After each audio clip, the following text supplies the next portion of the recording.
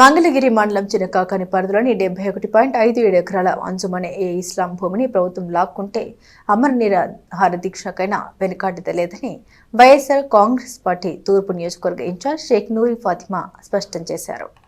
అంజుమనే ఇస్లాంకు దాదాపు 100 ఏళ్ల క్రితం కేటాయించిన భూమిని ప్రభుత్వం ఇండస్ట్రియల్ పార్కు తీసుకోవడంపై అభ్యంతరం వ్యక్తం చేస్తూ మంగళవారం సాయంత్రం స్థానిక సబ్ కలెక్టర్ కార్యాలయంలో ముస్లిం సమైక్య వేదిక అంజుమన్ జేఏసీ గుంటూరు వైసీపీ గుంటూరు తూర్పు నియోజకవర్గ ఇన్ఛార్జ్ షేక్ నూరి ఫాతిమాలు వినతి పత్రం అందించారు. ఇంతకుముందు ఇదే అంశంపై వినతి పత్రం ఇచ్చామని ఏం నిర్ణయం తీసుకున్నారని ప్రశ్నించారు.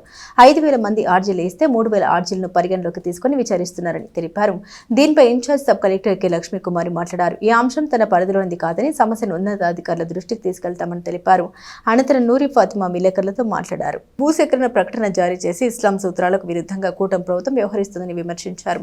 ముఖ్యమంత్రి చంద్రబాబు నాయుడు ఈ విషయంపై తగిన చర్యలు తీసుకోవాలని డిమాండ్ చేశారు. ప్రభుత్వం తన నిర్ణయాన్ని వెనక్కి తీసుకోకుంటే అమర నిరాహార దీక్ష చేస్తామని హెచ్చరించారు. ఈ కార్యక్రమంలో ముస్లిం సమైక్య వేదిక రాష్ట్ర అధ్యక్షుడు Syed Salauddin, Anjuman JAC Guntur convener Mohammed Rizwana, co convener Abdul Kalam, YSRCP Guntur తూర్పు ఇన్ఛార్జ్ షేక్ నూర్ ఫాతిమా, కాజవల్లి లాహెద్, గౌస్ బషా, కాలిషా, సయ్యద్ బాబు, షాబు హుస్సేన్, లియాఖత్ అలీ, షేక్ అబ్సారీ, సయ్యద్ బాబు, షేక్ సైదా, షేక్ మస్తాన్ వలీ, మొహమ్మద్ రిజ్వానా, షేక్ దుబాయ్ బాబు, పెచింగ్ సుభాని తదితరులు పాల్గొన్నారు. 2112 మీ నోటిఫికేషన్ వచ్చింది మేడం, ప్రాపర్ ప్రాథమిక నోటిఫికేషన్ వచ్చింది. నోటిఫికేషన్ ముందు మీకు ఏమైనా అబ్జెక్షన్ మీరు తెలిపారా, లేకపోతే కన్సల్ట్ అయ్యారా? ఎలాంటి కన్సల్టేషన్ లేదు మేడం. పబ్లిష్ చేయక ముందు మీరు ఇవ్వాలి. వాళ్ళకి మీ ప్రభుత్వం మేము తీసుకుంటున్నాం, ఇదిగోండి ఈ ప్రక్రియ మీరు ముందు అది వాళ్ళతో హియరింగ్ జరపాలి. ఇంకోటి మేజర్ ప్రాబ్లం రెండోది ఏంటంటే మేడం, 1995 వక్ఫ్ యాక్ట్ క్లియర్ గా చెబుతుంది మీరు ఎలాంటి వక్ఫ్ ఆస్తిలో గవర్నమెంట్ ఇన్వాల్వ్మెంట్ ఉండకూడదని. ఎలా ఇన్వాల్వ్ అయింది? దాదాపుగా రోజు 5 ఏళ్ళు నోట్లు వెళ్ళే విధంగానే ఉన్నాయి. కానీ అక్కడ చదువుకునే పిల్లలకి వాళ్ళ కుటుంబాలు కూడా 1000 రూపాయలు కూడా ఫీజు కట్టలేని పరిస్థితిలో ఉన్నవాళ్ళు, వాళ్ళంతా కూలీ నాలి చేసుకునేవాళ్ళు. అలాంటి వాళ్ళకి మనం తోడుంటేనే కదా మేడం ఒక మెట్టు ఎక్కించి కదా. ఎంతమంది పిల్లలు చదువుకొని ఉంటారు ఆ స్కూల్లో నుంచి.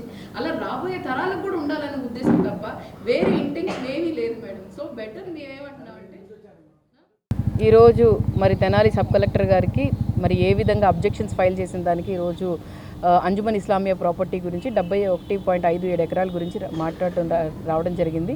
దీని గురించి లాస్ట్ ప్రీవియస్ టైంలో కూడా మేము క్లియర్ కట్గా చెప్పాము. అయితే దీంట్లో లాస్ట్ అండ్ ఫైనల్గా ఒక జేసీఎస్ ఫామ్ చేసాము గుంటూరులో.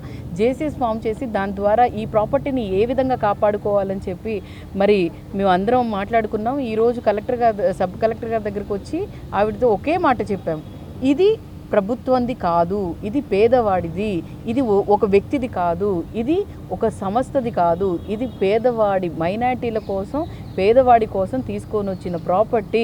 దాన్ని కాపాడాల్సిన బాధ్యత గుంటూరు టౌన్లో సంబంధించిన ప్రతి ఒక్క పౌరుడికి ఉంది. అందుకోసం దాదాపుగా 3,000 అప్లికేషన్స్ వచ్చినాయి మాకు అని చెప్పి ఈరోజు మరి సబ్ కలెక్టర్ గారు కూడా చెప్పడం జరిగింది. ఈ 3,000 అబ్జెక్షన్స్ని దాదాపుగా ఈ రోజు వరకు 90 అబ్జెక్షన్సే వాళ్ళు ఈ రోజు వరకు హియరింగ్ చేశారంట.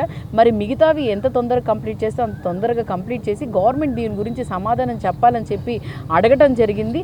అదేవిధంగా మా తరపు నుంచి ఒకవేళ దీని గురించి సమాధానం ఈ గవర్నమెంట్ తొందరగా ఇవ్వకపోతే మేము మరి ఆమర నిరాహార దీక్ష చేయటానికి కూడా మేము వెనకాడమని చెప్పి పార్టీ తరపున, అలాగే పార్టీ తరపునే కాదు అలాగే వ్యక్తిగత తరపున కూడా మేము అందరం కలిసి దీనికోసం పోరాటానికి, దీన్ని కాపాడుకోవడానికి ప్రతి ఒక్కళ్ళం కూడా కృషి చేస్తామని చెప్పి తెలియజేస్తున్నాను.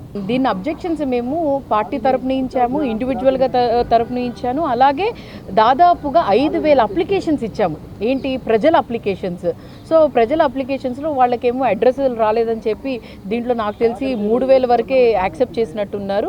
సో ఇప్పుడు దాకా కూడా దీని గురించి స్పష్టంగా ఇప్పుడు దాకా ఏమీ చెప్పలేదు వీళ్ళు. క్లారిటీ వీళ్ళు ఏమంటున్నారు, నేను ఈరోజు సబ్ కలెక్టర్ గారిని అడిగితే ఒక మాట అంటున్నారు, మేము మీ దగ్గర నుంచి వినటమే తప్ప మేము మాట్లాడటం ఏమి ఉండదు అని చెప్పి చెప్తున్నారు. మేము మాట్లాడేటట్టయితే కలెక్టర్ గారే మీకు సమాధానం చెప్తారని కూడా చెప్పడం జరుగుతుంది. దీని ప్రకారంగా దీని మీద నేను చెప్పాను ఏమనంటే, మేడం మీరు సమాధానం ఇవ్వకపోతే ఆందోళన చేసే పరిస్థితి వచ్చింది, ఆ పరిస్థితి దాకా తీసుకొని రావద్దు అని చెప్పి కూడా మరి మేడం గారికి చెప్పడం జరిగింది. ఎన్ని అప్లికేషన్స్ ఉన్నాయి, ఎన్ని అబ్జెక్షన్స్ ఇచ్చినా కూడా 3,000 అబ్జెక్షన్స్ ఇచ్చినా కూడా ఇదే మ్యాటర్ ఉంటుంది, ఇదే ఉంటుంది, దీన్ని కాపాడండి, ఇది ప్రజలది, ఇది ప్రభుత్వానికి కాదు అని చెప్పి ఉంటాయి. కాబట్టి దీన్ని ఎంత తొందరగా అంత తొందరగా అయితే సీఎం దృష్టికి తీసుకెళ్ళి దీన్ని ఆపాల్సిందిగా కోరమని చెప్పి ఆవిడకి చెప్పడం జరిగింది.